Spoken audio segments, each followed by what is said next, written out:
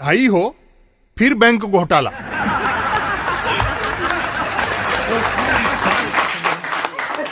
देश के अब तक के सबसे बड़े बैंक घोटाले के शुभ समाचार प्राप्त हुए।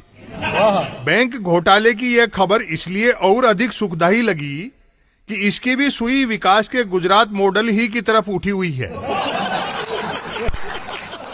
प्रबुद्ध नागरिक हिजाब विवाद में उलझे रहे और चतुर नागरिक हिसाब में गड़बड़ी कर गए।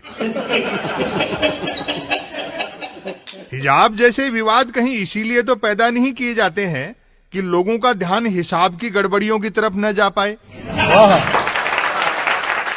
हम चाय और गाय पर राय व्यक्त करते रहते हैं और भाई लोग बैंकों के चूना लगाकर बाय कर जाते हैं।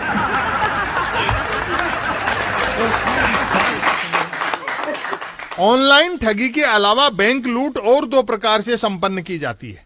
एक हथियार की नोक पर और दूसरी पहुंच के बल पर। हथियारबंद लुटेरे जहां सीसीटीवी कैमरों वगैरह से घबराते हैं, वहीं पहुंच वाले लुटेरे ऑडिट वगैरह से। वैसे बैंक लूट का फॉर्मेट कोई सा भी रहे, लुटता ग्राहक ही है। सरकार बैंक चाकू होते हैं और ग्राहक खरबूजा। 2000 के नोट पर लिखा पढ़ें कि मैं धारक को 2000 रुपया अदा करने का वचन देता हूं, तो समझ जाएं कि यहां वचन आप दे रहे हैं और धारक का मतलब लुटेरे से है। किससे शिकायत की जाए? बैंक वाले अपने जिस पूछताछ फोन नंबर को टोल फ्री बताते हैं, काम पड़ने पर वह तक टालम टोल फ्री निकलता है।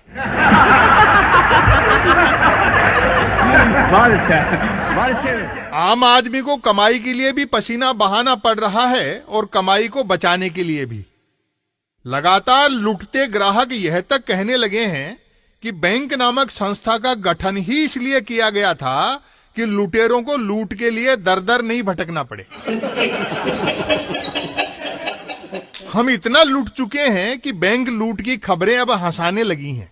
बैंक घोटाले का छोटा मोटा समाचार महीने भर नहीं मिले तो बोरियत होने लगती है।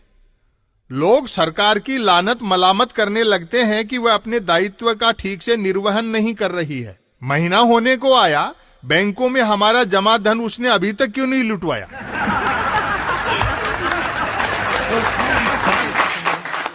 कर्तव्य याद दिलाने पर सरकार बैंकों की ऑडिट कराती है। ज्यों ही ऑडिट में किसी बैंक का फर्जीवाड़ा पकड़ में आता है, ग्राहकों के चेहरे खिल उठते हैं। वे आशीष देने लगते हैं कि चलो देर से ही सही, सरकार जिस काम के लिए चुनी गई थी उसे कर तो दिखाया। ग्राहकों को हड़पा गया पैसा जमा का मजा देने लगता है। अपने यहां धन का उपयोग केवल पेट पालन के लिए ही नहीं होता। करोड़ों लोगों का धन बैंकों से लूट लाट कर जब मित्र लोग विदेश में सुखी जीवन जीते रहते हैं, तो हम भारतीयों को अपनी परोपकार की प्राचीन संस्कृति पर गर्व हो उठता है। सुबह ही सुबह अखबार में किसी बैंक के घोटाला वोटाला का समाचार पढ़ लेने के बाद पूरा दिन वैसा ही हर्ष उल्लास में कटता है जैसा उत्तम राशिफल पढ़ने के बाद कटता है।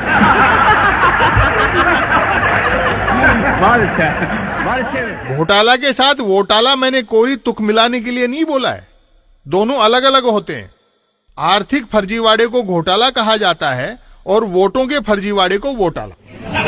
घोटाला अर्थशास्त्र का शब्द है और वोटाला नागरिक शास्त्र का। हालांकि पारखी नजरों से देखो तो दोनों भिन्न शास्त्रों के शब्द होने के बावजूद जुड़वा हैं। वोटालेबाज घोटाले की जमीन तैयार करते हैं और घोटालेबाज वोटाले की। आर्थिक घोटाले 4 प्रकार के होते हैं: घोटाला, बड़ा घोटाला, बहुत बड़ा घोटाला और सबसे बड़ा घोटाला। काश घोटालों की मेरिट बनाने वाले नोटबंदी को याद रखते तो ताजा बैंक घोटाले को अब तक का सबसे बड़ा नहीं बताते।